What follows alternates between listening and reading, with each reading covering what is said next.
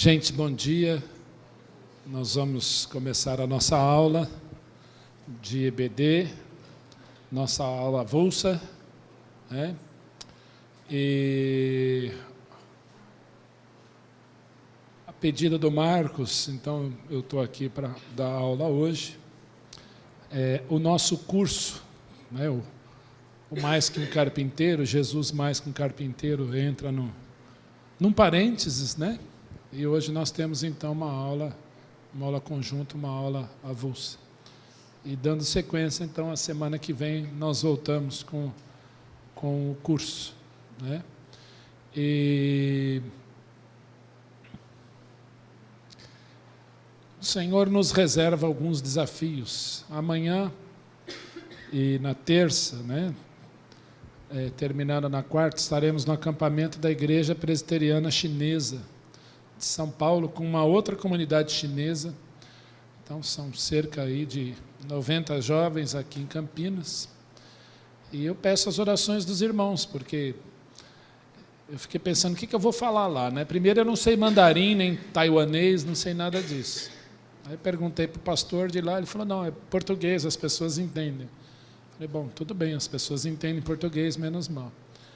E qual é o perfil dos jovens? Filho de imigrantes. A maioria tem tudo, não precisa de nada, os pais trabalharam bastante e eles têm uma situação de vida muito boa. E talvez não entendam direito o que é dependência do Senhor ou coisa assim, porque tem tudo, trabalham, através do trabalho conquistaram todas as coisas. E aí eu me lembrei desse curso. Para que Jesus, então? Né? Se eu tenho tudo, para que Jesus? E nós vivemos uma época, uma sociedade onde Jesus parece ser uma pessoa descartável, uma pessoa sem necessidade. A igreja muitas vezes vai funcionar como um local de convívio entre iguais, onde ali, se eu tiver um problema, eu procuro o pastor, mas eu chego na faculdade ou no meu ambiente de trabalho, Deus é uma pessoa questionável, desnecessária. Jesus, então, nem se fala. Os relacionamentos hoje se dão muito mais no campo virtual, onde eu aceito uma amizade, e se não interessar, eu deleto aquela amizade, você não é mais meu amigo. Bem diferente do que é o mundo real. As pessoas hoje se relacionam muito mais, conversam muito mais pelos hangouts, os WhatsApps, os torpedos, os e-mails da vida, do que conversar face a face. Eu sou de uma época que eu ia para acampamentos e acabava aquele acampamento, era um concurso, porque você tomava café da manhã, o ônibus já estava com o motor ligado, e você pegava um papel, uma caneta, correndo, e anotava o endereço, a cidade, o CEP de maior número de pessoas possível, porque você fez ali amizades muito boas. E ali, então, você já escrevia uma carta, depois escrevia outra, ia com 7 cartas no correio e colocava no correio. Quem aqui já viveu essa experiência? Uma época boa, até a Lívia levantou a mão assim, falei, puxa. E nós pegamos até uma transição, né, pelo que é hoje. Hoje é tudo muito rápido. E aí, então, passava uma semana, 2, era aquela expectativa do retorno, da carta de volta. E aí chegava meio-dia, 1h, era a época que, então, era o momento que meu pai chegava para almoçar. Eu almoçava já esperando o barulho da campainha. Quem sabe vai chegar uma carta de um amigo ou daquela pessoa. Hoje em dia não, hoje em dia tudo é instantâneo, tudo é rápido. Mas ao mesmo tempo que as próprias amizades, os próprios relacionamentos parecem ser também instantâneos e rápidos. E eu fico pensando também que naquela época, as amizades pareciam ser mais duradouras. Eu ontem falei com um amigo que eu conheço há 35 anos. Nós somos amigos até hoje. E você não vê isso muito, né? Hoje parece que, assim, da mesma maneira que eu encontro um amigo, digo para ele que ele é importante, parece que aquela amizade é para sempre. Como um toque de mágica, aquilo vai embora e parece ir com o vento, porque a amizade não é tão forte assim. Trazendo isso para o ambiente da igreja, nós vemos que a igreja também tem isso, né? Nós vivemos uma época de uma igreja Walmart, uma igreja no mesmo sentido, onde a pessoa vai lá, compra o que ela quer, né? Se tem um louvor bom, vou lá. Se tem uma palavra boa, eu vou lá. Se tem meninas bonitas, eu vou lá, porque afinal de contas eu preciso me relacionar. Se tem rapazes interessantes, solteiros, trabalhadores, eu vou lá em busca de um bom partido. Ou se tem cura divina, eu vou lá, porque estou com um problema aqui, o médico não dá jeito, então eu vou ali. Aí acaba o culto, o pastor na porta, aparece o caixa do supermercado religioso, né? Ele cumprimenta a pessoa, e você pega o seu tique, vai embora. Falta só aquele barulhinho, né? Pup, pup, porque o resto tem. E nós vamos vendo um momento de igreja descartável também, rápido também, de relacionamentos rasos, onde quando nós tentamos aprofundar ou demonstramos interesse na vida de alguém, olha, você está invadindo meu espaço e eu vou mostrar só isso aqui. Então nós vivemos uma época onde os relacionamentos sutis, virtuais, estão adentrando ao mundo real, né? E no mundo real os relacionamentos também são sutis, são descartáveis.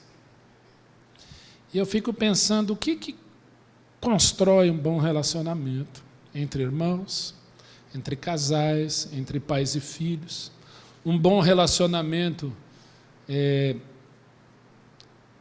entre pastor e ovelha.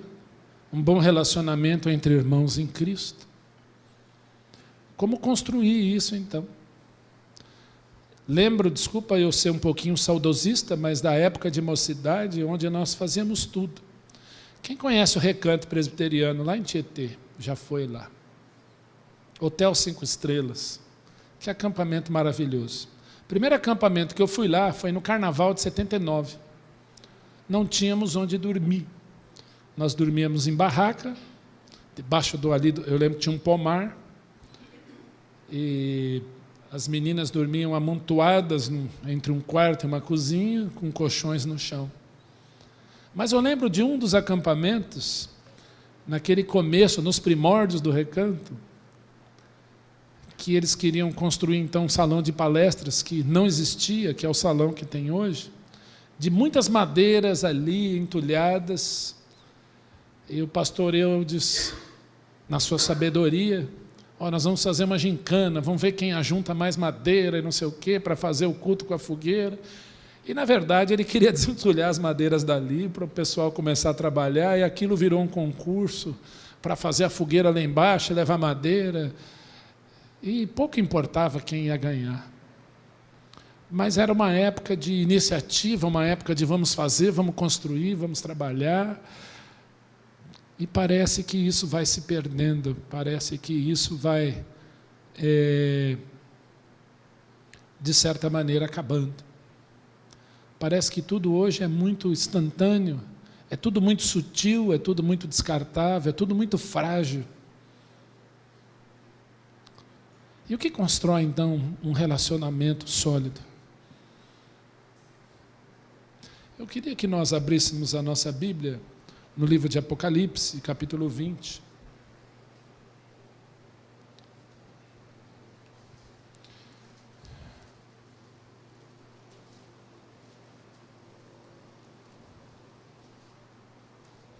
A partir do versículo 11. Deixa aberto aí, vamos orar mais uma vez. Pai, nós nos colocamos diante de Ti, diante da Tua palavra, pedindo pleno conhecimento dela, que Tu fales conosco essa manhã, e nós oramos em nome de Jesus, Pai.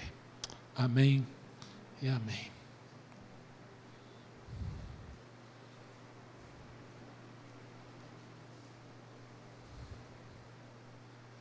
Começando aqui com a Derlene. Derlene, Apocalipse 20, 11.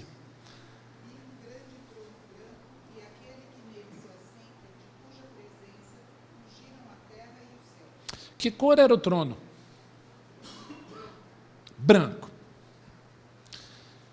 Existia alguém ali no trono? Sim, alguém assentado no trono. E o trono era branco. Branco na Bíblia mostra pureza, santidade, justiça absoluta. E a presença daquele que se assenta no trono era tão terrível, tão forte, tão justa, tão santa, que da presença dele fugiram a terra e o céu, e não se achou lugar para eles. Eu não sei como é isso, porque eu paro para pensar que foge da presença dele os céus e a terra. A glória desse trono vai encher todo o universo. Versículo 12.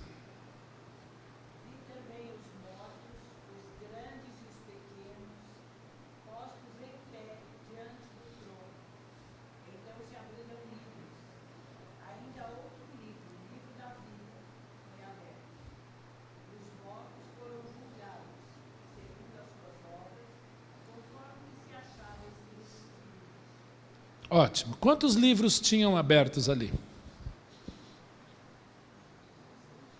Quantos? No mínimo 2. No mínimo 2. Eu acredito, eu e Yon, que eram mais. O livro da vida estava lá. Se abriu um livro. Se você pensar no Salmo 139, que diz assim: no teu livro foram escritos todos os meus dias, quando sequer um deles havia ainda. É o livro que conta a tua história diante de Deus. Existe lá um livro de Atos, o livro de Atos, né? A lavratura de uma ata, onde ali consta tudo o que você faz e o Senhor Deus está ali. Alguém está fazendo esse livro aí. Tá certo? Porque a Bíblia está dizendo que no dia desse trono aí, desse trono branco, os mortos são colocados em pé diante do trono e se abrem livros. E ainda o outro livro e o livro da vida. Então, não é só um, está no plural, são livros. E os mortos são julgados um a um.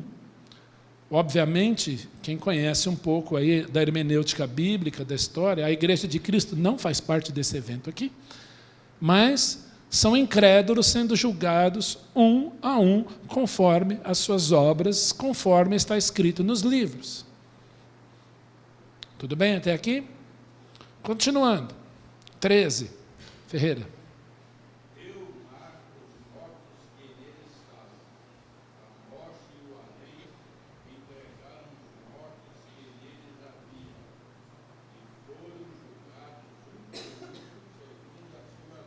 A palavra mar aí, né, no livro de Apocalipse, não é o mar literal, o mar que tem peixe, o mar, o Oceano Atlântico, não é isso?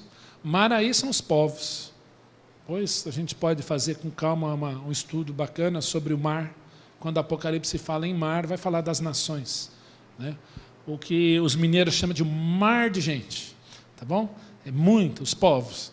Então, tanto as nações, os povos vão dar os seus mortos, como a morte e o Hades entregarão os seus mortos. E serão julgados um por um, conforme as suas obras. Zé Carlos, verso 14.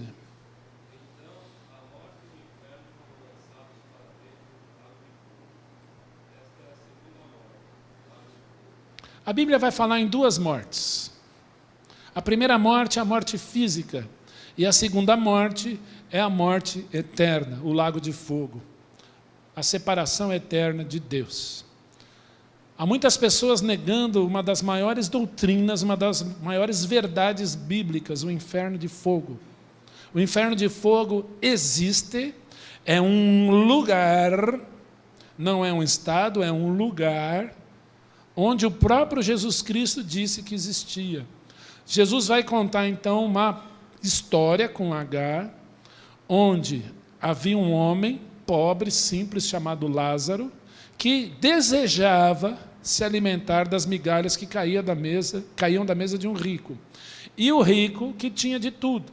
Morreu o rico, foi sepultado, morreu Lázaro e foi sepultado. A palavra grega é no Hades, algumas traduções vão colocar no além, a nossa tradução Almeida vai dizer no inferno.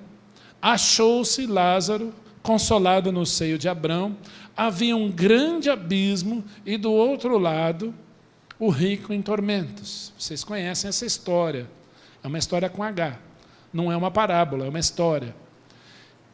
E o texto lá do Evangelho de Lucas diz que ele estava num lugar.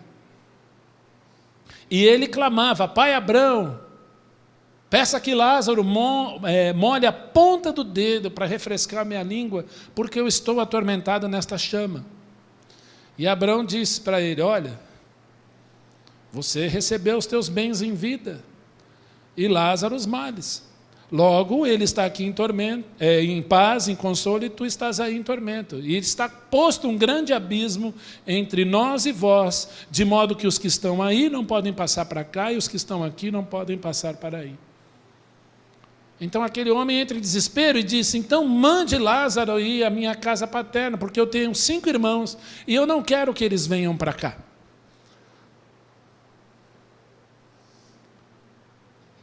Jesus Cristo, então, através de Abrão, contando essa história, vai dizer: mas eles têm a lei e os profetas. Não, pai Abrão, se alguém for dentre os mortos falar com eles, eles crerão.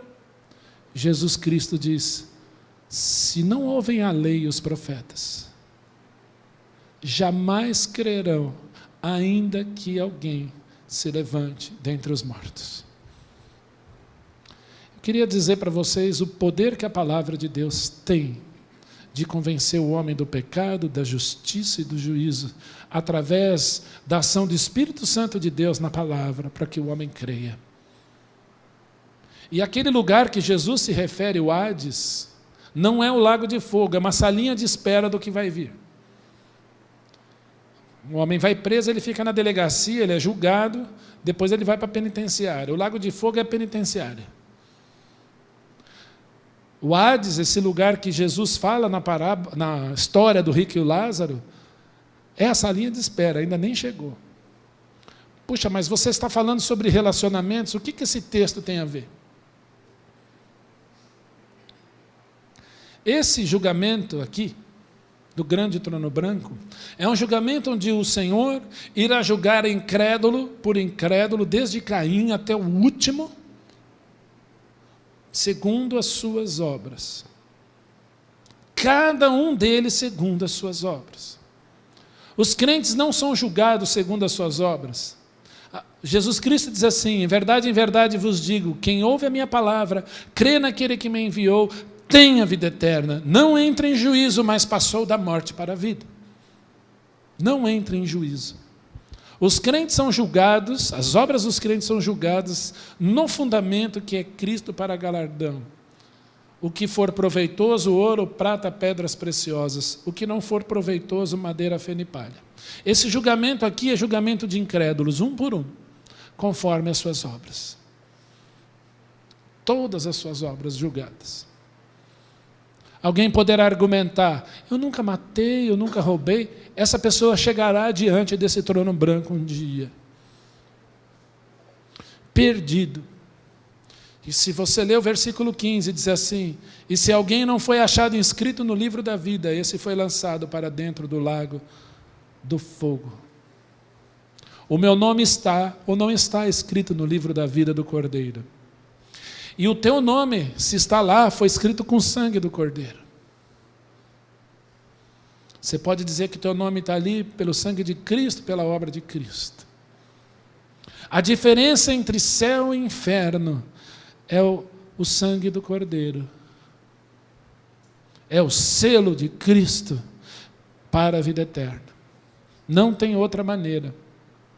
Eu queria dizer para você que esse é um dos textos mais temidos da Escritura, que as pessoas têm mais medo. Aliás, quando eu vou ler isso aqui, é melhor eu ler rápido, porque pensar na eternidade queimando sem volta, não, melhor não ler isso. Porque aí eu começo a lembrar de alguém, eu fico, E se fosse comigo, dá aquela aflição, aí você já passa logo. Por que nós estamos lendo esse texto aqui? Para falar de relacionamentos, para falarmos de perdão. Simples. Esse lugar aqui, primeiro, ele não tem volta. Segundo, quem não tem o nome escrito no livro da vida, vai para lá. Se você ler um pouquinho antes, terceiro ponto, Satanás já se encontra lá. Não hoje, mas quando esse evento acontecer. Quarto ponto, é um lugar de sofrimento individual. Um por um, julgados conforme as suas obras, e um a um atirado para lá. E não vai ser um lugar onde alguém vai chegar assim, está queimando, está ardendo, então vamos chorar junto aqui. Não vai poder. O sofrimento de um ímpio será o sofrimento daquele ímpio, que será diferente daquele ímpio, daquele outro ímpio, que serão julgados um a um conforme as suas obras. A Andréia, na devocional, falou sobre Jesus, o Pai da eternidade. Por que não tem volta? Porque o homem que vai para lá está dizendo, eu posso pagar o meu pecado. E se eu posso pagar o meu pecado, eu não preciso do Pai da eternidade, que na cruz pagou os meus pecados. Eu vou pagar, então vai pagar. Mas é uma dívida eterna. E o nosso Deus é fogo consumidor.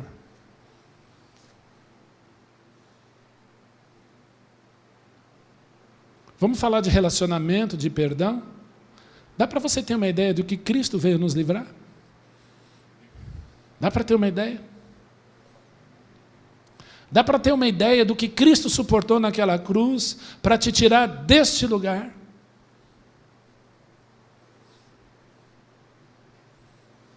Porque se você der uma olhada, fizer uma análise de todas as religiões por aí, somente um vai falar desse lugar aqui. É lugar de tormento. E aquele que não tem o nome escrito no livro da vida vai para lá, porque não reconhece Jesus, o Salvador e Senhor.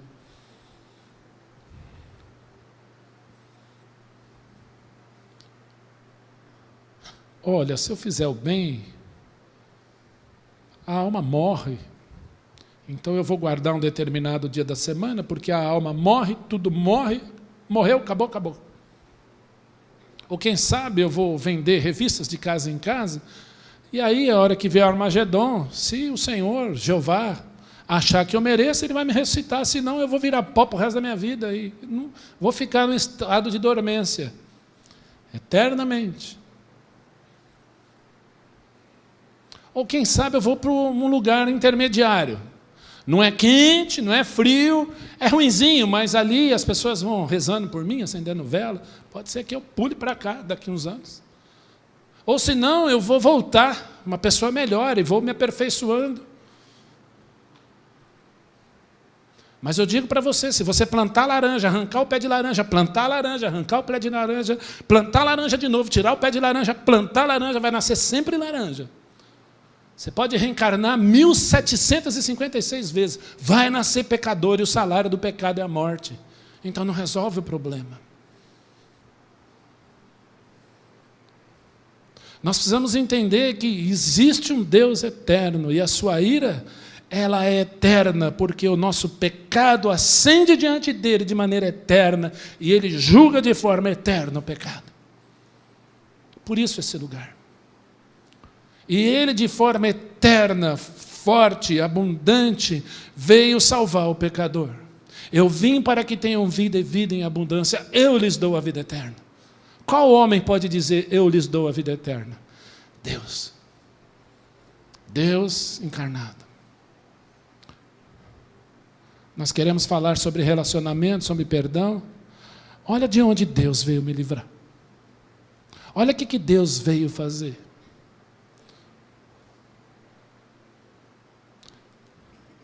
O Senhor Jesus, quando veio aqui, não tratou ninguém como descartável. Aliás, o Senhor Jesus é de uma profundidade ímpar ao tratar com as pessoas. Um dos textos que eu mais gosto da Bíblia é João 4. A mulher de Samaria. Quem era a mulher de Samaria? Vamos falar aqui que vocês sabem da mulher de Samaria. Ela era samaritana. Bem, que mais?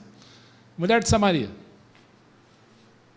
Fala um pouquinho da mulher de Samaria para mim. Jesus estava indo para Jerusalém, ele tinha que passar ali. Meio-dia, maior calor. Ele viu a mulher. Hã? Vários maridos. Deve ter enterrado uns 5, né? Não sei. O que mais? Por que ela estava lá ao meio-dia? Pois é. Vergonha. Vergonha do quê? Da situação. Então, quem vai no calor do deserto, no Oriente Médio, em Samaria, buscar água ao meio-dia? Quem não quer ser visto. Certo? O que mais? O que era para o costume da época Jesus conversar com uma samaritana? O que vocês acham? Quero ouvir. Pode falar, Efigênia. Um povo inimigo. Os judeus não gostavam de samaritano. O que mais? Não se conversava com as mulheres. Muito menos samaritana. Duplamente marginalizada. Mulher e samaritana.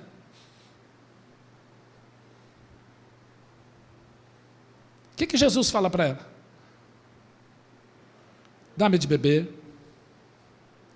Aí Jesus, conversando com ela, fala uma coisa interessante. Jesus denuncia o pecado dela.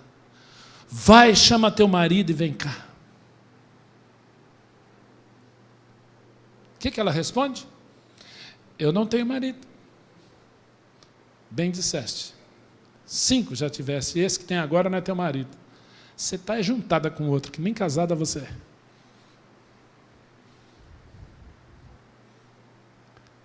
Qual é a reação dessa mulher? Senhor, vejo que tu és profeta. Os nossos pais dizem que é no tal monte que tem que adorar. Vocês dizem que é no outro monte. Quem está certo? O que essa mulher faz, gente? Fala, Aline, é isso aí. Gente, ela desviou a conversa totalmente. Ela não quis falar mais dela. Não é isso que nós fazemos? Jesus denuncia o pecado. Qual a igreja que é boa? De que igreja você é? Você é de uma igreja tradicional ou avivada? Não é interessante? Ela desvia, o assunto pecado incomoda. Dá para entender do que o Senhor veio nos livrar? Dá para entender de onde o Senhor veio nos tomar? O que o pecado faz? E o que Jesus veio fazer? Jesus é de uma profundidade ímpar com essa mulher. E ele vai ficar 2 dias naquela cidade, tratando aquelas pessoas, porque aquela mulher tem um encontro com ele, e agora a cidade inteira quer conhecê-lo, porque ela sai falando: achei alguém que tem dito tudo o que eu tenho feito. Será ele, porventura, o Cristo? E as pessoas daquela cidade vão dizer: agora não é pelo que tu dizes, nós temos visto que ele é o Filho de Deus. Jesus é profundo. Jesus não nos trata como muitas vezes tratamos. Jesus é profundo. Ele se importa. Ele perdoou a nós de uma maneira muito grande. Fala, Marcão. Na hora.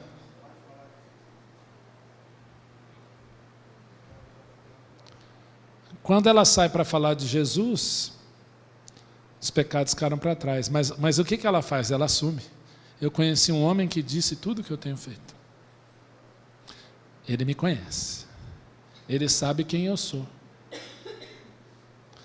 O que é perdão, gente? Perdão é saber tudo o que eu sou.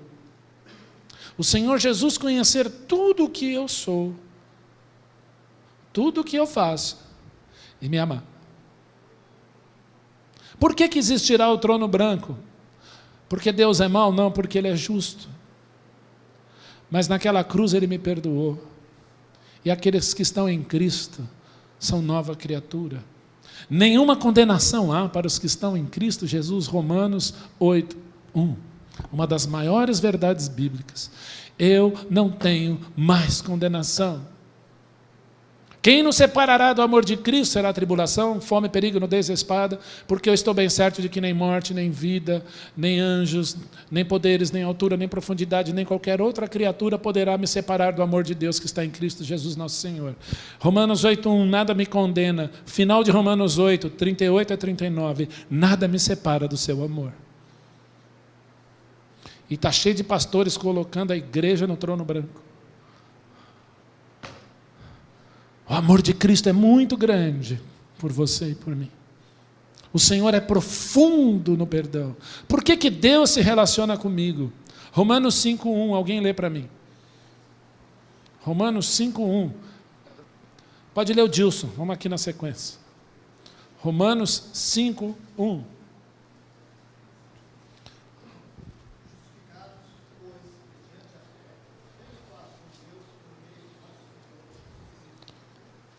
Como é que está aí? Justificados. O que é justificar?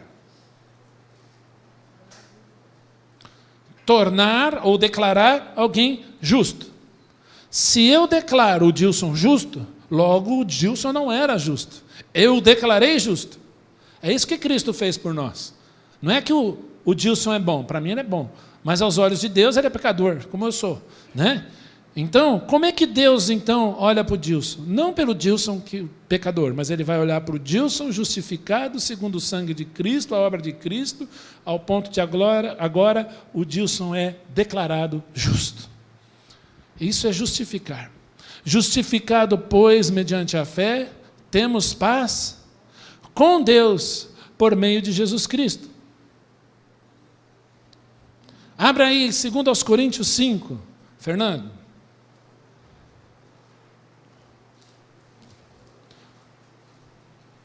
2 Coríntios 5, 18 a 19. Você pode ler o 18 ali no 19.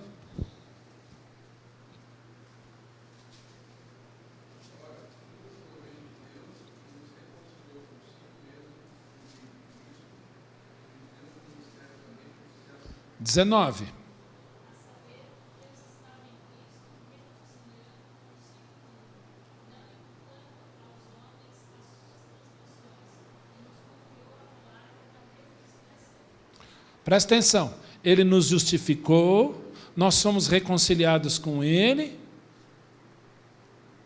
Para quê? Para termos o perdão eterno da nossa alma, que é o que está escrito aí. Agora, de forma profunda, ele se relaciona comigo e eu me relaciono com ele. É o que está escrito aqui. Ao ponto de, no versículo 20, eu me tornar um embaixador dele. Um embaixador, ele conhece muito bem a lei do seu país, ao ponto de ser território do seu país em terra estranha. É isso que nós somos. Dá para entender o tamanho do perdão, da profundidade da obra de Cristo, do relacionamento que Cristo quer ter comigo? Ao ponto de Apocalipse 3:20, ele dizer, cearei com ele e ele vai cear comigo. Eu vou conversar com ele e ele vai conversar comigo. Profundidade. O Senhor se relaciona comigo com profundidade. O que marca o relacionamento de Jesus comigo, do Senhor comigo? Qual é o grande elo? Vamos ver quem descobriu. O Senhor se relaciona comigo. Eu posso orar. A Bíblia fala, lançando sobre Ele toda a vossa ansiedade, porque Ele tem cuidado de vós. Entrega teu caminho ao Senhor, confia nele, o mais Ele fará. Não andeis ansiosos de coisa alguma. Fazei conhecer diante de Deus as vossas petições, pela súplica, com ações de graça. A paz de Deus que excede todo entendimento, guardará o vosso coração, a vossa mente em Cristo. Por que eu posso me relacionar de forma tão profunda com esse Deus a ponto de conhecê-lo? Pelo menos eu tenho a possibilidade todo domingo. E se você quiser, em casa todos os dias. E Ele me conhecer em profundidade e me amar sendo pecador. Qual é o grande elo? desse relacionamento? Filiação? Quem pensa diferente? Oi? Fé e oração. Ninguém falou a palavra mágica. Bíblia. Tudo isso é importante. O que me uniu com Cristo? Intimidade. Sangue de Cristo, a ressurreição de Cristo, como o André falou aqui. Servir ao Senhor. Crer no quê? O que pautou o meu relacionamento com Cristo, ao ponto de eu chamá-lo de pai e ele me chamar de filho? O que ele veio fazer aqui, gente? Mas o que ele fez na cruz? Ô, Olívia, qual é a palavra mágica? Perdão. Perdão. Perdão. Stone era um jogador de futebol em Uganda, chamado para a seleção aos 18 anos de idade, flertado por times da Europa, ugandense, aos 18 anos de idade. Times da Europa já estavam de olho naquele jovem talento, num país onde ele seria comprado, talvez por um preço não tão alto, mas ganharia milhões futuramente e seria um jogador extremamente valorizado. Aos 19 anos, já convocado para a seleção nacional, ele recebeu uma entrada criminosa no seu joelho que aos 19 anos encerrou a sua carreira. Stone era um jovem crente. E aí ele foi procurado pelo seu agressor ainda no hospital. Mas aos 19 anos ele não pôde fazer a sua maior paixão, que era jogar bola.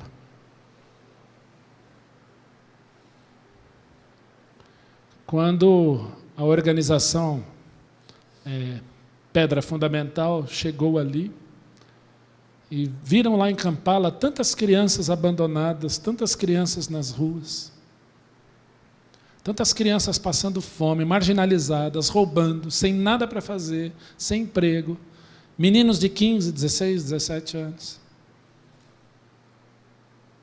Então, aqueles dois missionários pensaram, nós precisamos fazer alguma coisa por esta gente. E foram, então, entrevistar aqueles meninos e perguntaram para eles,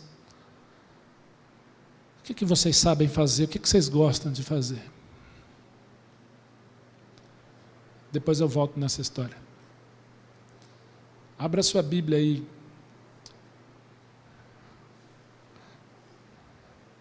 Evangelho de Mateus.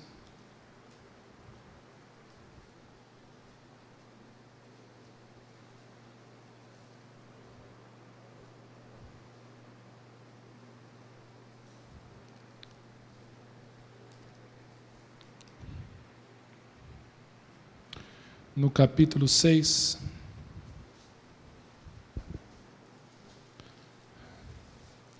dos versículos 9 até o versículo 12. Danilo, Mateus 6, 9 até o 12.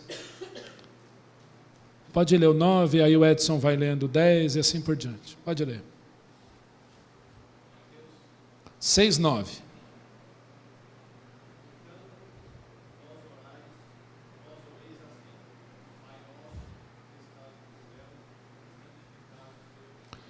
Edson.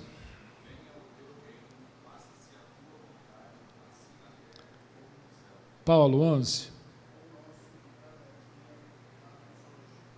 Marcos, 12.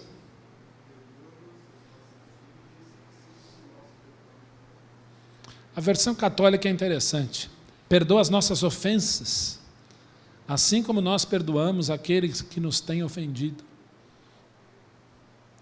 É um relacionamento igual, né?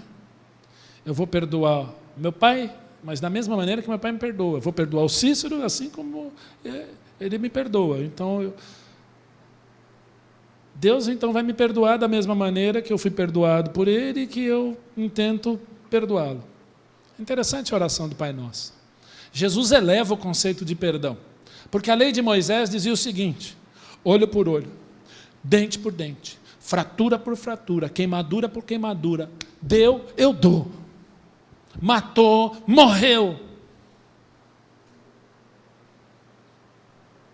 E Jesus vai falar assim: orai pelos vossos inimigos, orai pelos que vos perseguem. Se o teu inimigo te obrigar a andar 1 milha, vai com ele 2. Se ele pegar a túnica, entrega-lhe também a capa.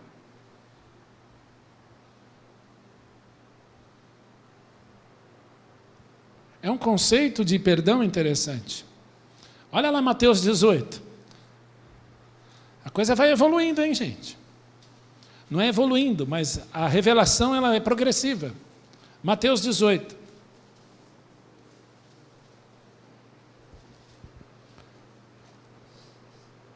Versículo 21. Laura, por favor.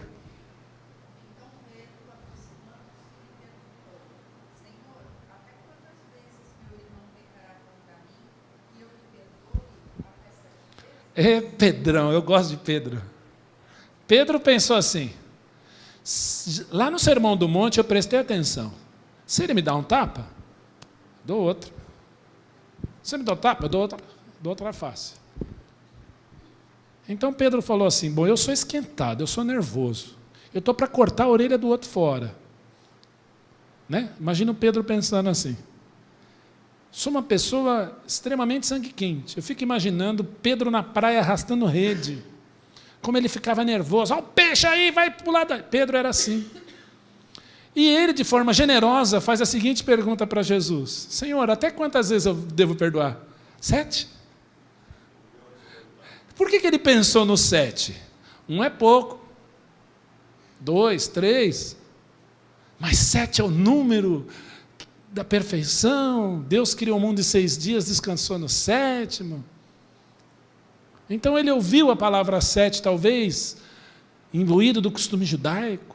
Eu não sei, mas ele chega nesse 7 para Jesus e fala: até 7, tá bom 7? Posso fazer arte 7 vezes, meu irmão vai me perdoar, e se o irmão aprontar comigo 7 vezes, tudo bem aí? A resposta de Jesus? Teles.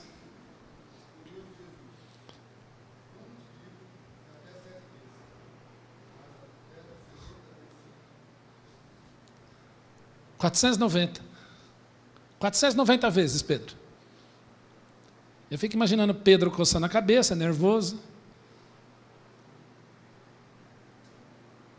Aí o Senhor Jesus vai para a cruz.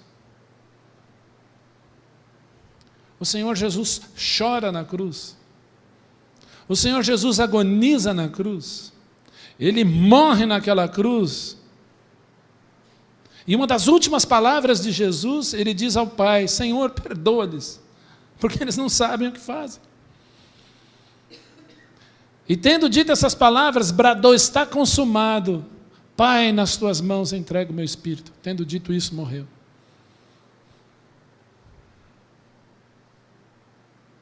A igreja começa a ser formada em Atos 2. O Senhor vai levantar Pedro, que num discurso faz um apelo: 3.000 almas. 3.000 almas. Pedro, então, como bom judeu, diz: eu só vou pregar para os judeus, nada de gentios. O Senhor, então, numa visão, fala com Pedro e diz: olha,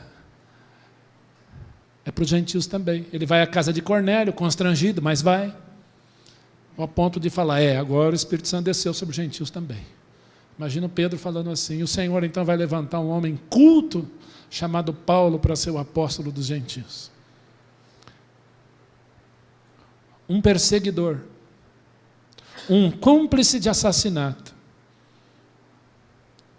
vai ser levantado pelo Senhor, e agora ele vai falar as seguintes palavras. E eu creio que não é Paulo que fala, mas alguém através dele. Colossenses 3. Esse capítulo 3 de Colossenses, eu desafio você a ler inteiro, pelo menos 10 vezes esse ano. É uma das coisas mais lindas, um dos textos mais lindos da Bíblia, Colossenses 3. Versículo 13. Senhor Aldo, por favor. Colossenses 3:13.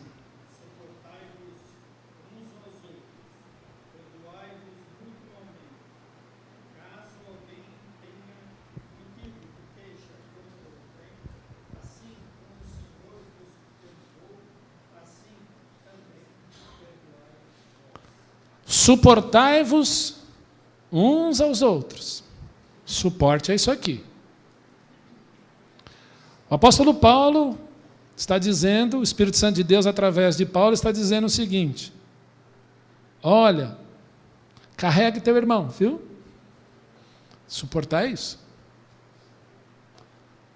Perdoai-vos mutuamente. Assim como o Senhor, né? Perdoai as nossas ofensas, assim como nós temos perdoado aquele que nos tem ofendido. Será que é isso? Caso alguém tenha motivo de queixa contra outrem. E aí vem uma flechada do Espírito Santo de Deus, bem no nosso coração, através das palavras de Paulo. Assim como o Senhor vos perdoou, assim também perdoe. Como Jesus me perdoou, gente?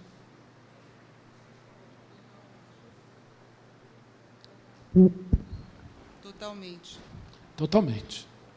Lembra do primeiro texto que nós lemos, o grande trono branco? Como que o Senhor me perdoou? Ao ponto de me livrar daquele dia. Ao ponto de me livrar do fogo eterno do inferno.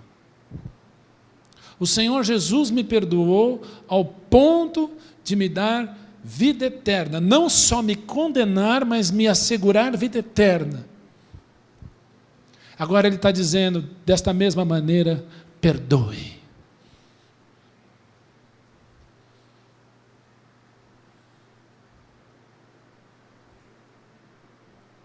Quantas vezes nós queremos ver o nosso irmão no fogo do inferno? Está cheio de crente querendo ver o irmão no fogo do inferno, pendurado num poste, sendo torturado. Você está exagerando. Não estou não. Por muito menos nós não perdoamos. O Senhor está nos ensinando aqui uma coisa chamada perdão. Perdão. Perdão. Abra em 1 João 4. Eu já preguei isso aqui, viu, gente? Já preguei isso aqui. Nós estamos fazendo estudo, lendo os textos com calma. 1 João 4.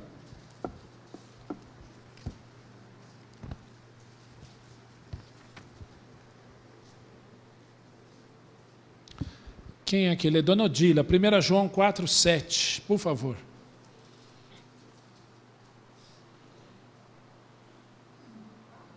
Quatro, 7. 1 João 4:7. Amados,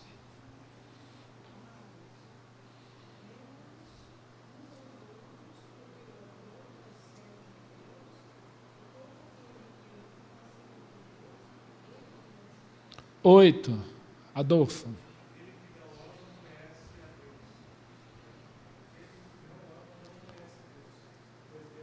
Lívia, 9.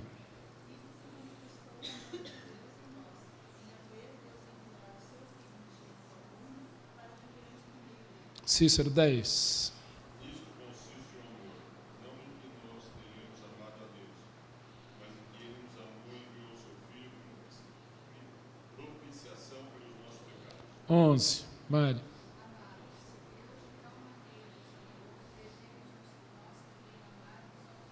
Doze. São Antônio.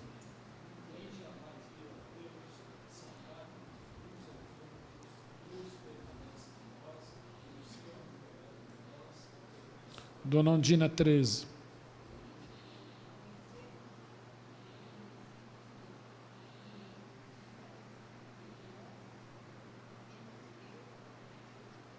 Quatorze. Dona Mileide.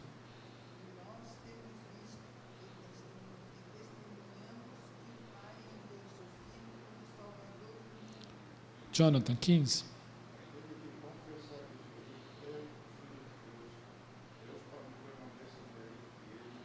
Assim. Nós conhecemos e temos o amor de Deus entre nós. Deus é amor, e aquele que permanece no amor permanece em Deus. E Deus É Andréia 17. Isto é, em nós aperfeiçoado o amor, para que no dia do juízo não tenhamos confiança. E segundo ele é, também nós somos desse mundo. No amor não existe medo, antes o perfeito amor lança fora o medo. Ora, o medo produz tormento. Logo, aquele que teme não é aperfeiçoado no amor. Derlene? 20. Se alguém disser amo a Deus e odiar a seu irmão, é mentiroso. Mas aquele que não ama seu irmão, a quem vê, como pode amar a Deus a quem não vê? 21.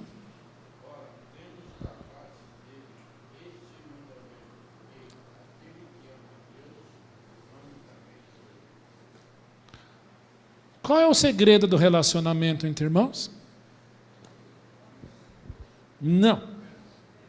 Pode falar bem alto? Perdão. Perdão. Eu acredito em relacionamentos tijolinho após tijolinho. Eu tenho uma amizade muito grande com meu primo. Eu considero o Cícero irmão 2 vezes. Primo já é secundário há muito tempo. Mas se olharmos para a nossa história, já tivemos discussões. Já rolou pé no ouvido, gente. Ele em mim, porque ele era mais velho, mais forte. Porém, o que nós podemos dizer aqui? Houve um dia uma construção, um relacionamento pautado por perdão. Stone era um jogador de futebol, com uma carreira promissora. E lá naquele leito de hospital, o seu agressor foi procurá-lo e pedir perdão.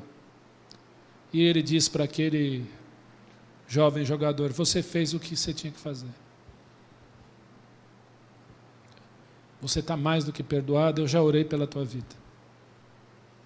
Quando aquela fundação então chega ali, preocupado com mais de 100 crianças de rua, e eles perguntam: o que vocês gostam de fazer? Nós gostamos de jogar futebol. Arrumaram um campinho, e 2 americanos não sabiam o que era soccer, o que era futebol. Onde é que nós vamos arrumar um técnico? Arrumaram o Stone para treinar aquelas crianças. E com o dinheiro daquela fundação, ele ensinou não só futebol, mas deu educação,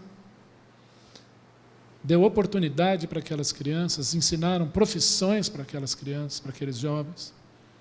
E alguns jogadores saíram dali. Deus é aquele que transforma mal em bem, pecado em perdão, uns relacionamentos conturbados em relacionamentos vitoriosos. A maior manifestação de amor de Deus da história foi pautada por perdão, e é isso que Ele quer entre nós. Nós vamos errar. Nós vamos errar. Infelizmente nós vamos errar. Mas ainda que nós erremos, nós vamos aprender aqui a tomar uns aos outros pelo braço e poder dizer as palavras de Jesus: vai, não peques mais. Mas ainda que você pecar, eu estou aqui. Eu vou te levantar. Você vai me levantar. Nós vamos conseguir. Porque foi pago um preço muito alto. Eu queria dizer 2 coisas. Primeiro, que você é muito importante aos olhos do Senhor. Segundo, que o Senhor não olha para você como um crente descartável. Não olha para o seu irmão como descartável. Ah, ele não quer saber, não quer saber.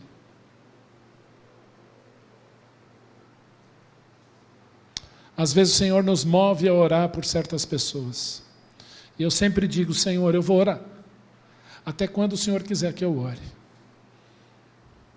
Mas enquanto houver a possibilidade, o Senhor está nos chamando para vivermos um relacionamento de forma profunda com os nossos irmãos.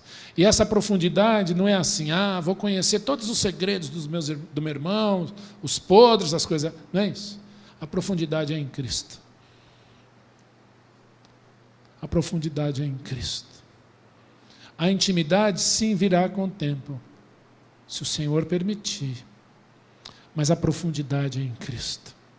Eu queria terminar com Colossenses 3, que diz assim, versículo 16. Habite ricamente em vós a palavra de Cristo. Habite ricamente em vós a palavra de Cristo. Como pastor dessa igreja, eu não abro mão de uma escola dominical forte, bíblica, profunda, com muito texto. Já conversei com Marcos, com os professores que dão aula aqui. Quantas vezes eu falei, o maior esboço de um professor é o texto bíblico.